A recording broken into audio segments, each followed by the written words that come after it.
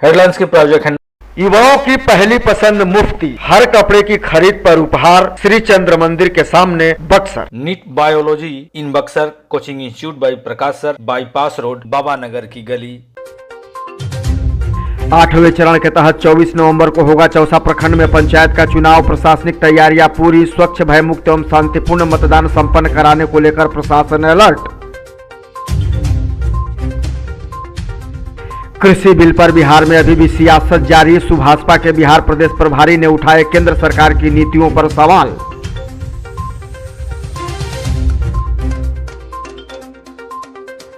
बिहार में शराबबंदी के सवाल पर मुख्यमंत्री नीतीश कुमार को नसीहत, शराबबंदी की सफलता के लिए करे पुलिस पर कंट्रोल, नहीं तो शराबबंदी सरकार के लिए बन जाएगी बड़ी मुसीबत।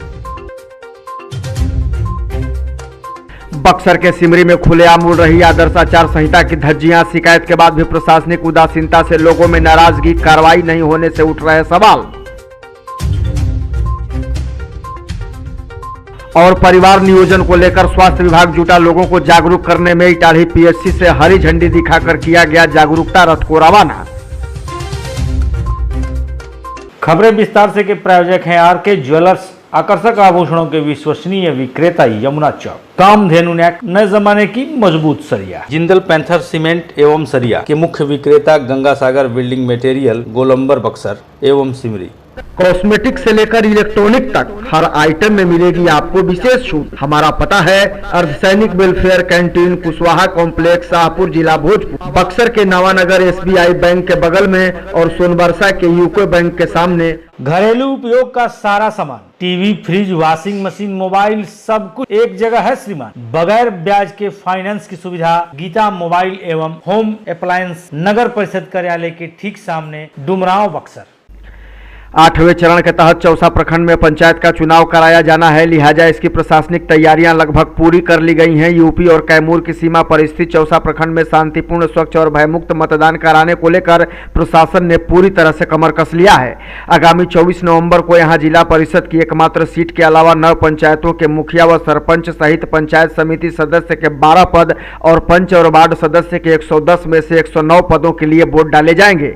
इस प्रखंड में आज प्रचार का शोर थम गया, जिसके बाद अब प्रत्याशी डोर टू डोर जनसंपर्क के माध्यम से वोट जुटाने की कोशिश में जुट गए हैं। जानकारी के मुताबिक 9 पंचायतों में 249 पदों पर होने वाले मतदान में 281 उम्मीदवारों के भाग्य का फैसला होना है, लिहाजा सभी प्रत्याशियों ने भी अपनी तैयारियों को लेकर एड़ी चोटी का जोर लगा दिया है।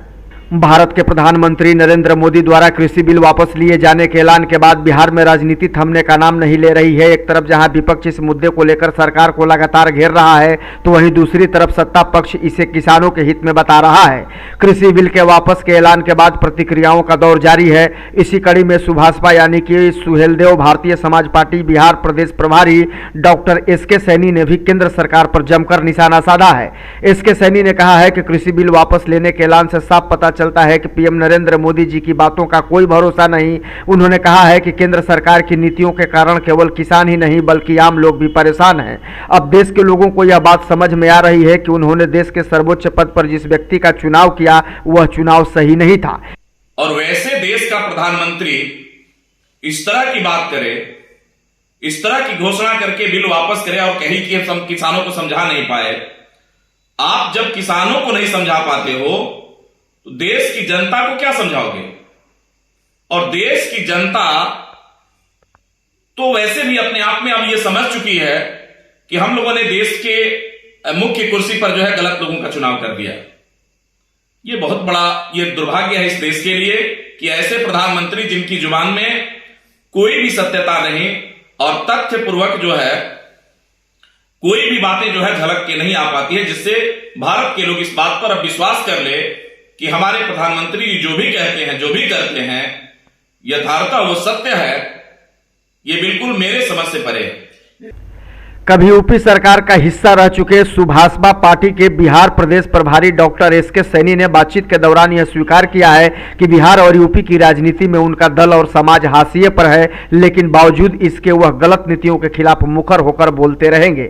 उन्होंने बिहार में शराबबंदी को भी सवालों के घेरे में खड़ा किया है। उनका दावा है कि बिहार के मुख्यमंत्री एक सफल शासक तो हैं, लेकिन उनकी अनकंट्रोल पुलिसिंग के कारण ही बिहार में शराबबंदी कानून फेल हो रही है। वो लगे हाथ उन्होंने नीतीश कुमार को यह सलाह भी दे दी कि अगर नीतीश कुमार बिहार की पुलिस पर कंट्रोल करके सही रणनीति के साथ काम करते हैं तो शराबबंदी जरूर सफल होगी, लेकिन अगर ऐसा नहीं हुआ तो शराबबंदी उनके लिए आने वाले समय में बड़ी मुसीबत बनकर सामने आएगी। देखिए, माननीय नीतीश कुमार ने जब से शराबबंदी लागू की, माननीय नीतीश कुमार ने निश्चित रूप से एक अच्छी पहल की, लेकिन माननीय नीतीश कुमार की पहल जो है कितनी कारगर साबित हुई और सिद्ध हुई, ये आज बिहार जो है पूरी तरह से बिहार की अन्यत्र पार्टियां जो है चिल्ला चिल्ला के कह रही है।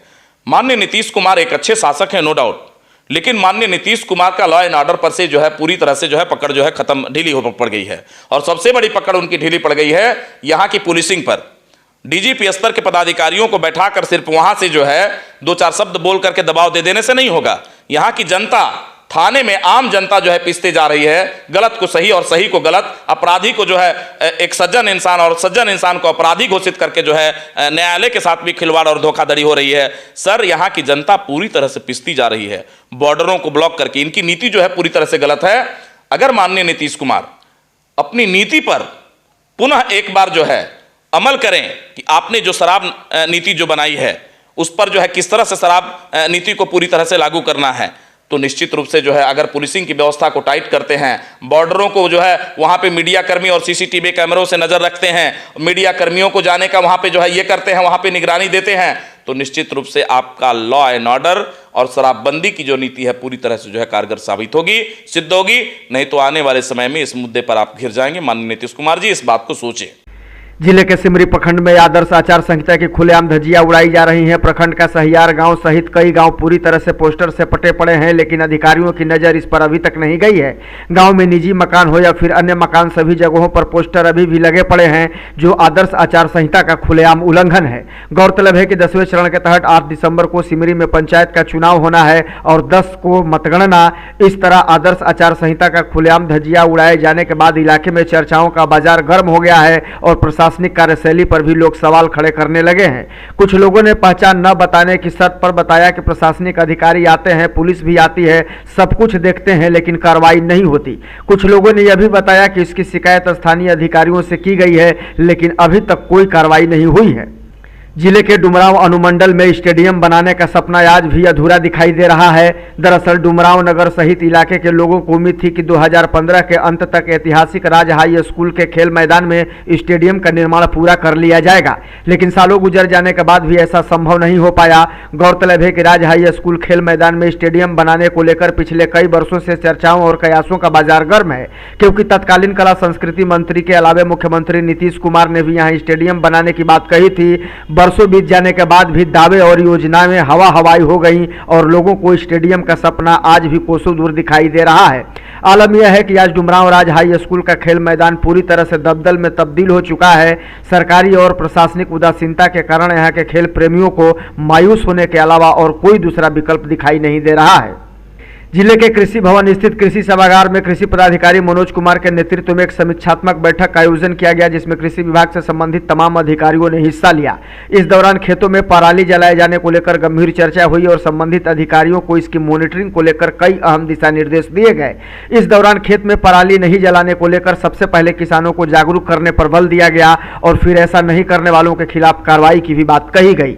बैठक में यह तय किया गया कि जो भी लोग किसान खेत में पराली जलाते हैं उनके पंजीकरण को तत्काल प्रभाव से ब्लॉक कर दिया जाएगा, जिसके बाद अगले 3 वर्षों तक उन्हें किसी भी प्रकार की सरकारी योजनाओं का अनुदान का लाभ नहीं मिल पाएगा। पुरुषों ने परिवार नियोजन अपनाया, सुखी परिवार का आधार बनाया। इसके अलावे 2 बच्चे ही सबसे अच्छे स्लोगन के साथ स्वास्थ्य विभाग द्वारा परिवार नियोजन जागरूकता रथ को सोमवार को इटाढ़ी पीएचसी से रवाना किया गया। पीएचसी के प्रभारी चिकित्सा पदाधिकारी डॉक्टर श्याम बाबू रजक ने हरी झंडी दिखाकर जागरूकता रथ को रवाना किया। इस दौरान चिकित्सा पदाधिकारी सर्जन डॉक्टर श्रीनिवास उपाध्याय ने बताया कि यह जागरूकता कार्यक्रम लोगों में परिवार नियोजन को बढ़ावा देने के उद्देश्य से किया जा रहा है। उन्होंने बताया कि पुरुष नसबंदी बिल्कुल सही और उपयोगी है, जिसमें पुरुष नसबंदी को बिना टीका चीरा लगाए महज 10 मिनट में कर दिया जाता है, जिसमें ना तो दर्द होता है और ना ही कमजोरी। पुरुषों के पुरुषार्थ में भी कोई कमी नहीं आती। महज आधा घंटा के बाद ही पुरुष स्वयं अपने पैरों पर चलकर अपने गंतव्य तक जा सकता है। दरअसल स्वास्थ्य विभाग परिवार को सीमित करने के उद्देश्य से रथ के जरिए लोगों को जागरूक करने में जुटा है, ताकि लोग सुखी परिवार के स्लोगन को समझ सकें और इसमें आगे बढ़कर सहभागिता निभा सकें। यह पखवाड़ा 22 नवंबर से 4 दिसंबर तक चलेगा, जिसमें पीएचसी पर हर रोज पुरुष नसबंदी के अलावे महिला बंध्याकरण सहित परिवार नियोजन से जुड़े तमाम परामर्श और सुविधाएं उपलब्ध कराई जाएंगी। पंचायत चुनाव की चली बहार, फिर बन गई गांव की सरकार। क्या आप भी जीत चुके हैं इस बार चुनाव? तो क्या है आपके विकास का एजेंडा? जनता पूछ रही यही सवाल। गांव की सरकार पर बातें हजार, देखिए खुला दरबार।